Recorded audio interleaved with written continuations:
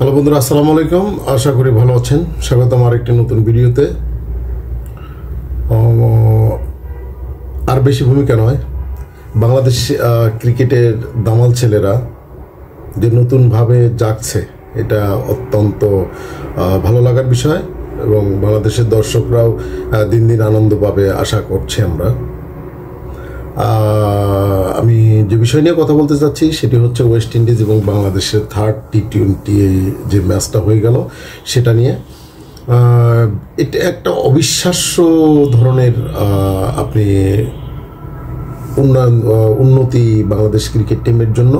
টি-20তে সাধারণত আমরা সবসময় ম্যাক্সিমাম সময় আমরা হেরে যাই বিভিন্ন ভালো ভালো দলের কাছে। সেখানে বিশ্ব র্যাঙ্কিংয়ের 1 নম্বর দলের সাথে খেলাটা তো অত্যন্ত কঠিন ব্যাপার। সেটা অত্যন্ত ভালোভাবেই বাংলাদেশের ক্রিকেটাররা, বাংলাদেশের নতুন নতুন ছেলেরা সামলে নিয়েছে। আপনারা খেলাটা হয়তো অনেকে উপভোগ করেছেন এবং আমার এই ভিডিওর ফাঁকে ফাঁকে একটু একটু একটু করে আপনারা হয়তো দেখতে পাবেন। সত্যি উপভোগ্য, অসাধারণ, আউটস্ট্যান্ডিং, মার্ভেলাস। আপনি যত রকমের বিশেষণ আছে যদি এখানে দেন হয়তো বা কমতি হবে না, তাই না? অনেক খেলাই আমরা দেখেছি টি-20, আমরা এই অনেক ম্যাচ জিততে জিততে হেরে গেছি, তারপরে ফিনিশিং ভালো হয় না, বিভিন্ন ধরনের আক্ষেপ, মনের মধ্যে কষ্ট নিয়ে আমাদেরকে খেলা দেখতে হয়েছে। কিন্তু সেই দিন হয়তো বা আর বেশি দিন থাকবে না। যদি এই কনসিস্টেন্সি বাংলাদেশের ছেলেরা ধরে রাখতে পারে তাহলে আগামীতে হয়তো বাংলাদেশের মানুষ ভালো ভালো ম্যাচ সামনে দেখতে পারবে আশা করা যায়। ঠিক আছে, বিশ্বের 1 নম্বর দলকে যেভাবে 3-0 একদম, যেটাকে বলা হয় বাংলা ওয়াশ, ঠিক আছে, বিদেশের মাটিতে বাংলাদেশ যা করলো, এটা আসলে কি, এটা এক্সপ্লেইন করার মতো কোনো বিষয় না, তাই না? অত্যন্ত দ্রুবী একটা কাজ তারা করেছে, অত্যন্ত কঠিন একটা কাজ তারা করেছে, যেখানে ওয়েস্ট ইন্ডিজের প্লেয়াররা, যে কোনো ধরনের প্লেয়াররা 6 মারতে অত্যন্ত অভ্যস্ত এবং সেই স্বপ্ন আমাদের মাঝেও জাগতো যে আমাদের দেশের ছেলেরা কবে এত বড় বড় 6 মারবে, বলকে গ্যালারির বাইরে নিয়ে যাবে। এটা ছিল আমাদের স্বপ্ন। সেই স্বপ্ন অনেকটা পূরণ হওয়ার পথে। বাংলাদেশের নতুন নতুন যে ছেলেপেলেগুলি আসতেছে এগুলি অত্যন্ত ডেঞ্জারাস এবং মারকুটে। ঠিক আছে, টি-20 ক্রিকেটে এই ধরনের মারকুটে প্লেয়ারের কিন্তু অত্যন্ত জরুরি দরকার। ঠিক আছে, আজকে যার বিষয়ে বেশি করে আমাকে বলতে হচ্ছে সে হচ্ছে জাকির আলী অনেক বাংলাদেশ ক্রিকেটের অন্যতম ভরসার একটা জায়গায় হয়তো বা তিনি পৌঁছে যাবেন আশা করা যায়। যাই হোক, বেশি প্রশংসার দরকার নাই। উনি ওনার ধারাবাহিকতা, অর্থাৎ খেলার যে ধারাবাহিকতা রয়েছে, ভালো যেন খেলতে পারেন সেটা ওনার জন্য দোয়া করবেন সবাই। দোয়া থাকলো বাংলাদেশ টিমের জন্য, পুরো টিমের জন্য দোয়া থাকলো যেন ভালো করতে পারে। যেভাবে জাকির হোসেন ক্রিজে আসলেন, একবার রান আউটের শিকার হলেন, কিন্তু শামীম আম্পায়াররা, থার্ড আম্পায়াররা দেখলেন যে না, আসলে জাকির আলী আউট হয়নি, আউট হয়েছে শামীম হোসেন পাটোয়ারি, কারণ তার পা এবং ব্যাট কোনোটাই মাটিতে লাগে নাই। তার আগেই জাকির হোসেন কিন্তু টাচ করে ফেলেছেন। ঠিক আছে, যার কারণে টার্গেট লাইন টাচ করার কারণে কি বলে এটাকে, জাকির আলী আউট হওয়ার পরেও আবার তিনি ফিরে এসে আবার নতুন করে যেন এক বিধ্বংসী খেলা শুরু করেন।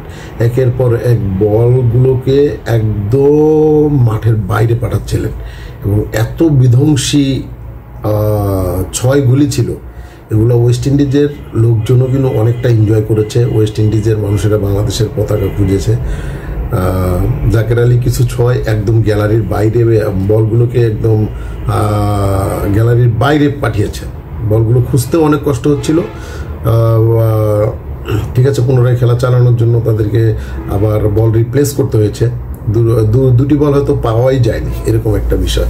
তো এরকম 6 তো থাকেই, মাঠের বাইরে গেলেই 6, কিন্তু বল হারানোর যে প্রশান্তি, তৃপ্তি, এটা কিন্তু আসলে বাংলাদেশের প্লেয়ারদের কাছ থেকে আমরা দীর্ঘদিন থেকে কিন্তু আশা করি না। এটা অসম্ভব রকমের ভালো লাগার একটি ম্যাচ হয়েছে। তারপরে আপনি যদি বলেন, রিশাদ ডেঞ্জারাস একজন প্লেয়ার, যেমন বোলিং তেমনি মারকুটে। তারপরে কি বলেন, মিরাজ অনেক ভালো খেলেছেন, অসাধারণ খেলেছেন। মাহাদি হোসেনের বোলিং লাইন ভালো, ব্যাটিংও খারাপ না। ঠিক আছে, লিটন দাসের ক্যাপ্টেন্সি নিয়ে তো আসলে এটা কি বলা যায়, অনেক দূরদর্শী এবং দক্ষতার পরিচয় দিয়েছেন তিনি এই ম্যাচটিতে। সুন্দর একটা ক্যাপ্টেন্সি তিনি উপহার দিয়েছেন। যাকে যখন বল করানো, স্লিপে একটা লোক রাখা বা বোলারদের পরামর্শ যে মারলে মারুক, বল করতে থাকো, লাইন বজায় রেখে। তো এগুলি কিন্তু অসম্ভব সুন্দর একটা আমরা দৃশ্য দেখেছি, কম্বাইনেশন, এটাকে বলে ফুল একটা প্যাকেজ। ঠিক আছে, কিপিং বলেন, তারপর বোলিং বলেন, ব্যাটিং বলেন, প্রত্যেকটা জায়গায় ঠিক আছে বাংলাদেশ অসাধারণ নৈপুণ্যের সাথে খেলেছে এবং দিন শেষে 80 রানের একটা বিশাল জয় পেয়েছে, যেটা অসম্ভব রকমের কি বলেন পাওয়া বাংলাদেশ টিমের জন্য। তো যাই হোক, বিশেষ 1 নম্বর দলের সাথে যেহেতু আমরা জিততে পেরেছি, তাহলে বাকি দলগুলোর সাথেও যেন আমরা এই ধারাবাহিকতা বজায় রাখতে পারি এবং আমাদের যে পঞ্চপাণ্ডবের অভাব, ঠিক আছে, এগুলো শামীম পাটোয়ারি বলেন, তারপরে নতুন নতুন ছেলে ওপেনিংয়ে আসতেছে, তারাও ভালো করেছে, 21 বলে 39 রান। ঠিক আছে, পারভেজ খুব নাইস ব্যাটিং করেছেন শুরুতে।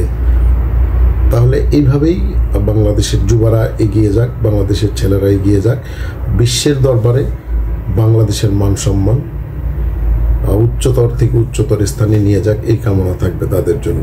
ঠিক আছে, এবং সুন্দর সুন্দর খেলা আমরা উপহার পাবো এবং বাংলাদেশ টিমের র্যাঙ্কিং যেন দিন দিন ভালোর দিকে যায়, সেই প্রত্যাশা এবং কামনা থাকবে। ঠিক আছে, তো সবশেষে ওয়েস্ট ইন্ডিজের মতো হার্ড হিটার 6 মারা প্লেয়ার আমরা দলের মধ্যে অনেককে পেয়েছি।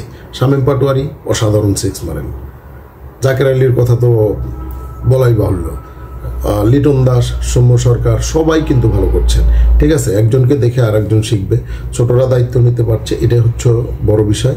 তারপরে কোচ সালাউদ্দিনের কথা না বললেই নয়, দেশীয় কোচ হিসেবে উনি অসাধারণ করছেন এবং দেশের মানুষকে সম্মান দেওয়াটা আমাদের অনেক জরুরি। ঠিক আছে, বিদেশ থেকে হাজার হাজার ডলার খরচ না করে দেশীয় মানুষের অনেক যোগ্যতা রয়েছে, শুধু আমাদের একটু ভাবনায় স্থান দিতে হবে যে হ্যাঁ আমরাও পারি, উই ক্যান।